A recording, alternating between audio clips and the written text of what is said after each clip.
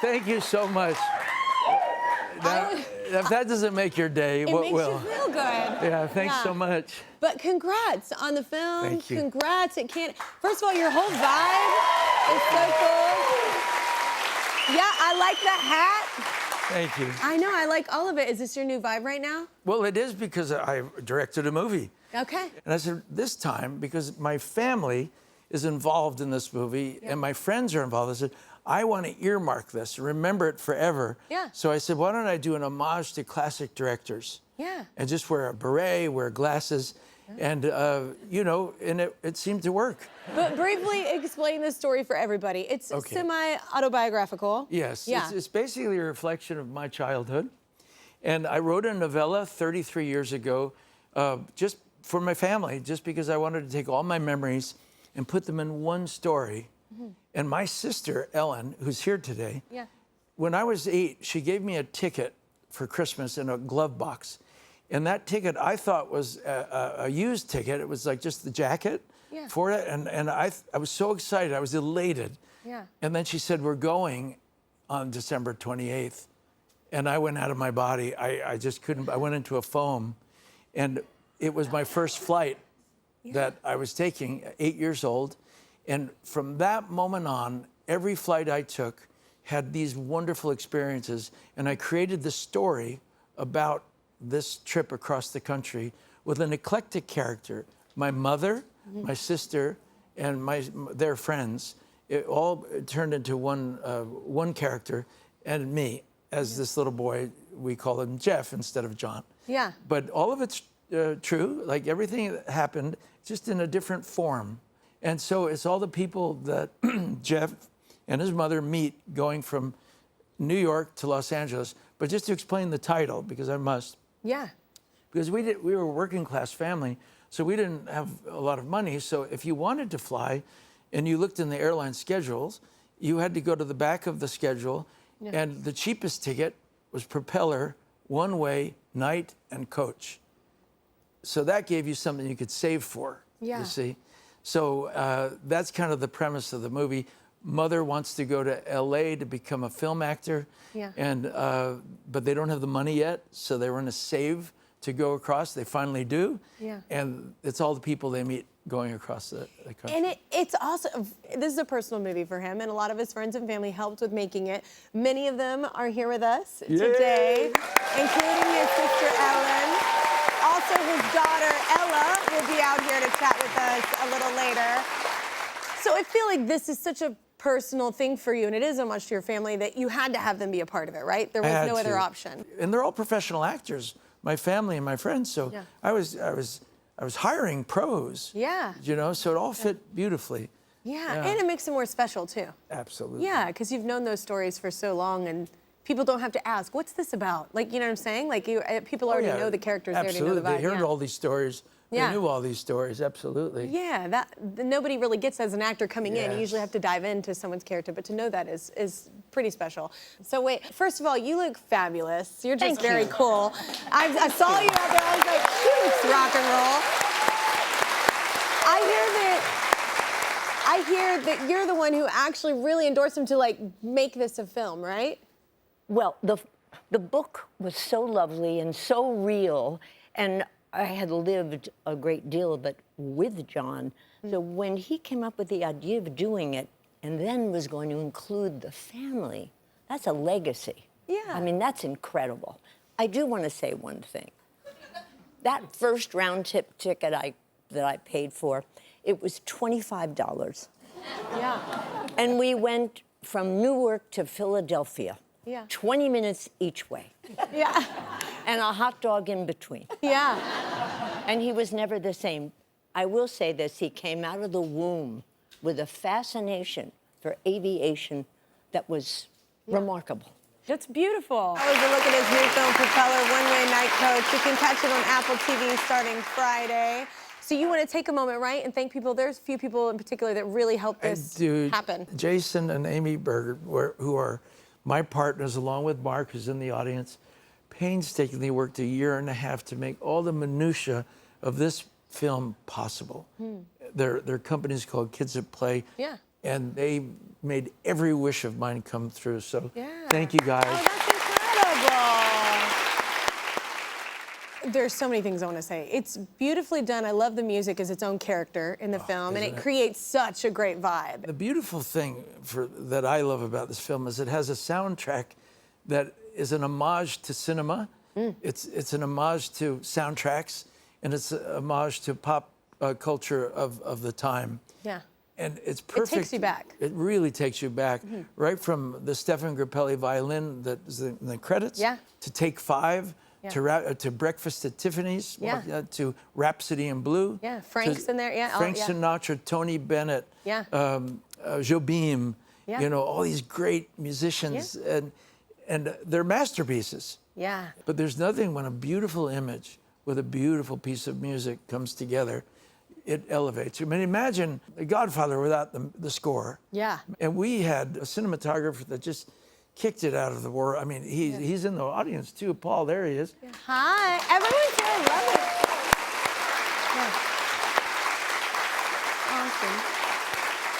it. And he gave it this beautiful vintage cinemascope type look. It's an homage to the mid-century art on every level. Yeah.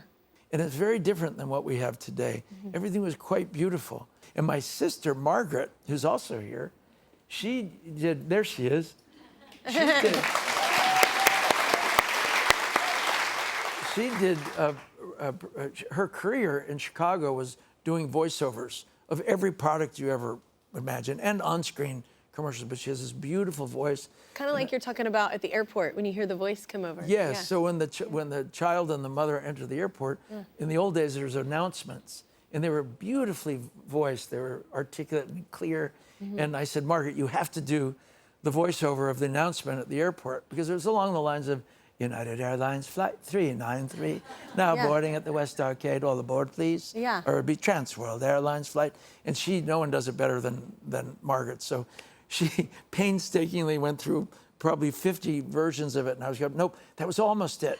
That was almost it, but we got to try it again. I've had those producers. They're like, your vocal was perfect, but just, 50 more times. And then Annie was the girl in the Chicago hot dog stand.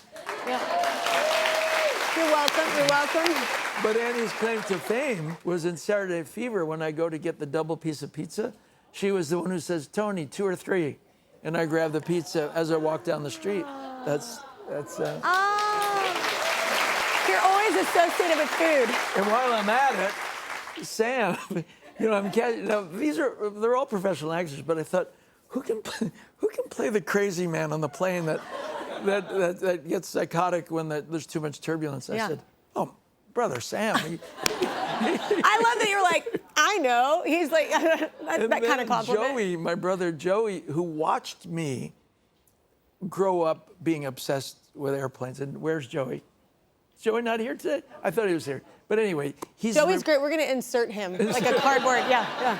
He was the reporter at the end of the film. Yeah. And when we were doing this point where the little boy gets the wings, he was crying because it was so personal. Yeah. I was crying. I said, Joey, we got to stop crying. We got to let the audience cry. We can't cry here. Yeah. But that's kind of an overview of like the contributions that they made, but it was perfectly cast. Speaking of the wings and everything, though, when did you? Because you obviously everybody knows you have such a love of flying, obviously. But when did it? I know you loved it as a kid. When did you start like actually flying? It started lessons at 15. Yeah. And then I got my solo at 19. And then I got my jet license at 24, 25. And then it never stopped after You just that. keep getting more certifications, right? Yeah. You just got another one. Yeah. I fly. Yeah. I Do you fly pretty regularly still? do. Yeah. I fly. I have about 15 different jet licenses, including the 747, the 707, the 737. Yeah. And then a bunch of corporate jets, including the one I just got licensed for. That's where I flew the family with the 737 and the global jet to Cannes for the premiere. What's your favorite to fly? I think when I had the 707 and I worked for Qantas for 18 years, that was probably my favorite plane to fly. Oh, you like that Because it was plane? Okay. majestic and big, and I felt like I was the little boy looking up in the sky with imagining the pilot flying that plane. I Yeah. became him. Yeah. You know, oh, I so- know. That's what I'm right? saying. It's such a beautiful dream. Yeah. Our next guest not only stars alongside John in his new movie, she's also his daughter. You've seen her in films including Poison Rose and Get Lost. In addition to her acting, she's a very talented singer-songwriter as well with her EP Colors of Love, available wherever you get your music. You can catch her in Propeller One-Way Night Coach on Apple TV this Friday. Please welcome Ella Bleu Travolta.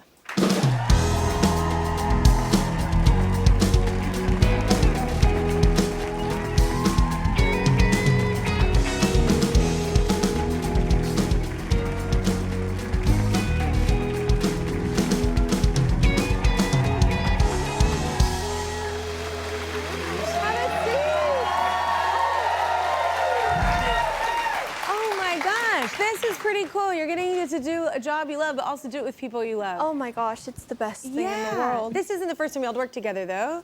No, we've acted together, but in this capacity, In yes, directing. it's in directing. You know, Ella's first film was with Robin Williams called Old Dog. She was 8. Yeah.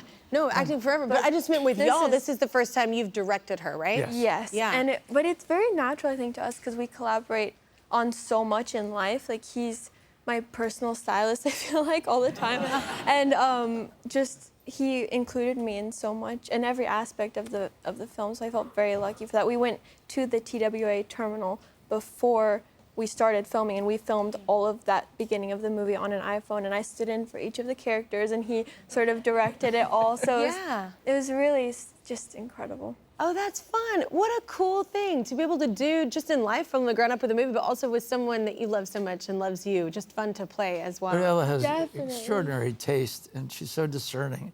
And I asked for her advice throughout the movie on what she liked better, what she thought would be the better framing, the better. I mean, she was. There's a trust and respect. Yes, Yeah, yes. that's already there. The only time he corrected me was when I was serving the tray, which was my favorite part of the film, was to get to serve the beautiful food. And he was like, okay, so now give some more potatoes, give some more vegetables. He said, okay, too much potatoes, too much potatoes. So, so that was the only part where we. That's a southern portion, man. Yes. Take it back. Take it back. It was so glamorous too back I then. know, and it's so Everything is glamorous. You don't so want to get beautiful. gravy on anybody or anything you're doing. Yeah. And pouring the wine, I was like, wait, I don't really drink wine. How do we do Yeah. this? So yeah. No, it I'm was not really- fancy at all. So that stressed me out just watching. But it also was like, it made me even think of like a lesson learned. Even having dinner, it can be such a beautiful thing, and we overlook these small, beautiful moments that aren't small. They're actually quite, art momentous of and life. beautiful. And Yeah. it's like the art happening in life that we miss. How did you connect with your character, Doris?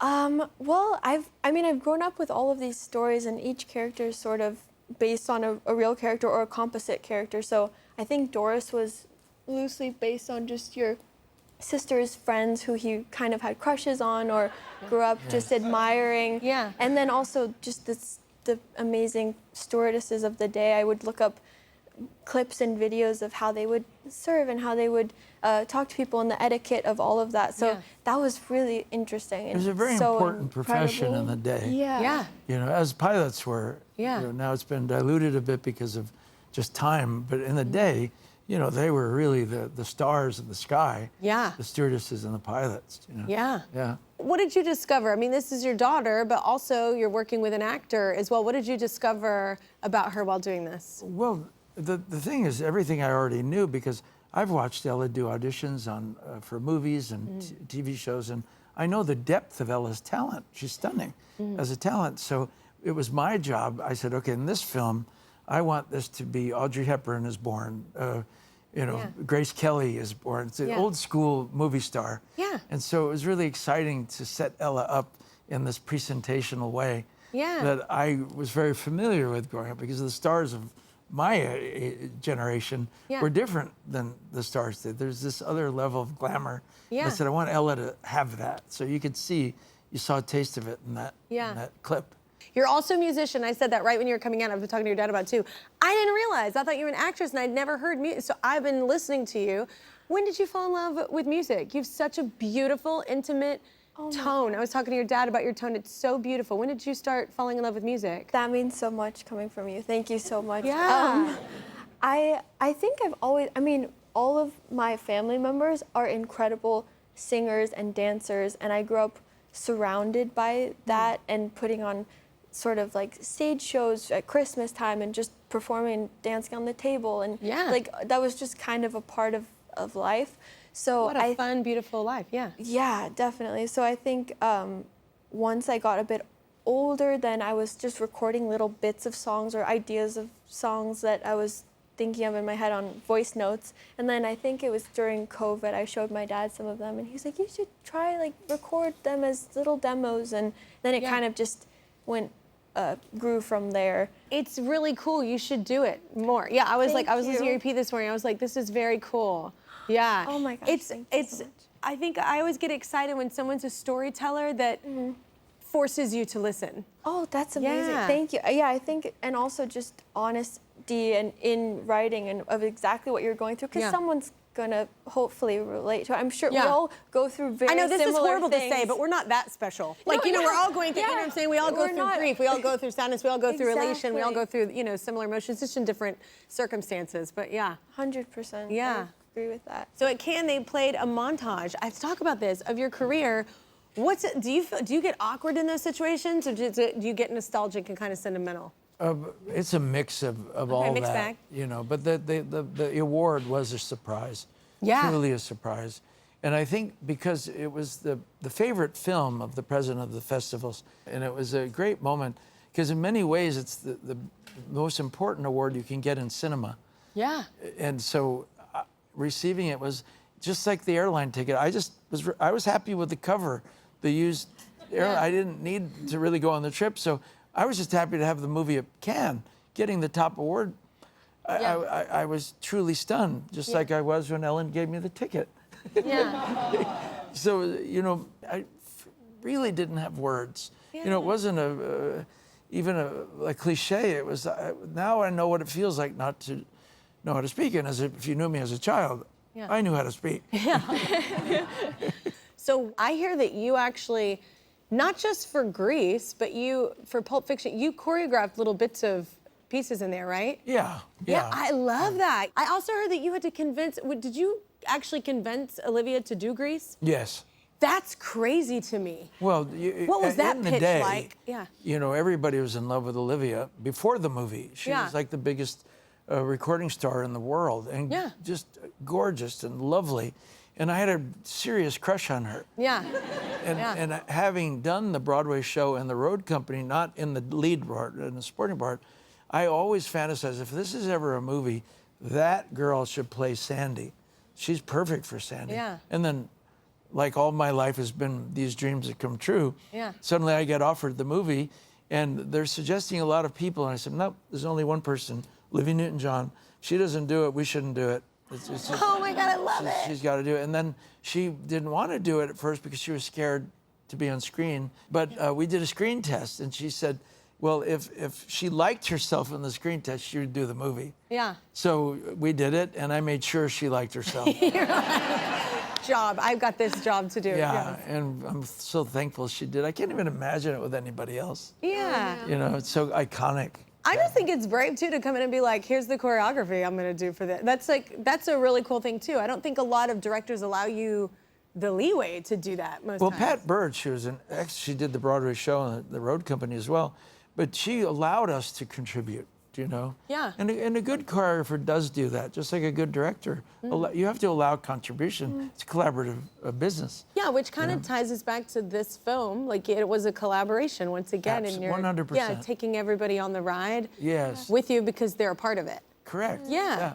Yeah. Absolutely. Until just recently, one of these co-stars was teaching acting in Idaho. The other was learning how to add fractions in 4th grade, which is harder than you think when you're doing your kids' homework. They were connected with John through his sister Ellen for this film, and now they've just returned from Cannes, where they had their world premiere. Please welcome Eviston-Quinnett and Clarkson.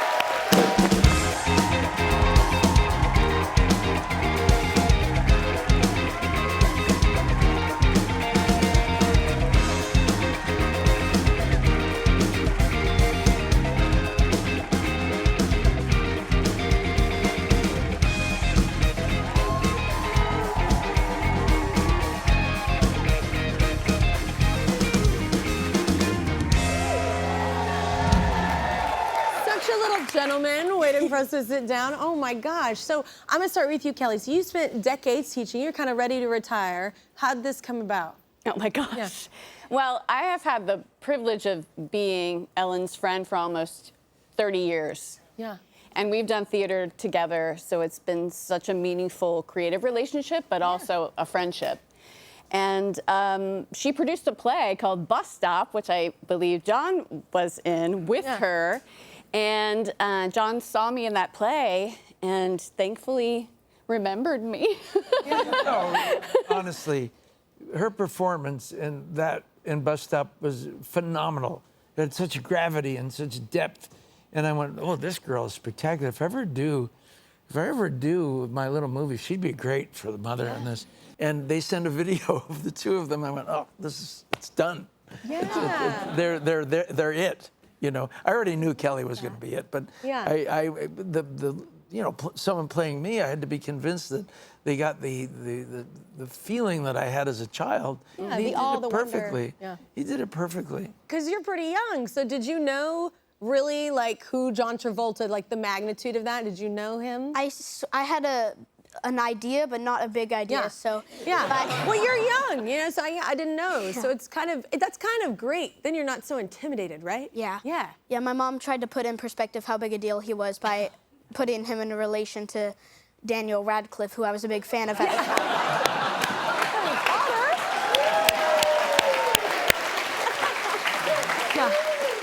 So I understood it a bit more. And then the night before we actually left to start filming, she showed me Grease, and that's when I fully realized what a big deal he was and how exciting it would be to get to meet him. Yeah. Saw the leather jacket and it put it in perspective. What do you hope people take from it, from your perspective? Well, just to understand what like flying and life was like in the 1960s, like how they dressed up fancy for everything, and like on the airplanes they give you like actual full meals and not just little baggies of chips. Yeah. Preach. Speak on it. Speak on it. It was like an experience.